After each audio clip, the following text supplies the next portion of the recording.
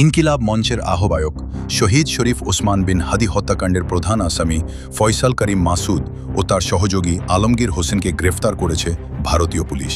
শনিবার দিবাগত রাতে বাংলাদেশ সীমান্তবর্তী পশ্চিমবঙ্গের বনগাঁ এলাকায় অভিযান চালিয়ে তাদের গ্রেফতার করা হয়েছে।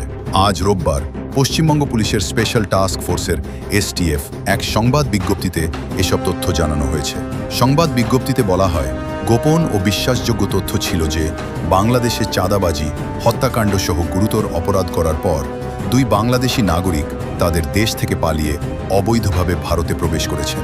সুযোগ পেলে তারা আবার বাংলাদেশে ফিরে যাওয়ার উদ্দেশ্যে বনগাঁ সীমান্ত এলাকায় আশ্রয় নেওয়ার চেষ্টা করছিলেন।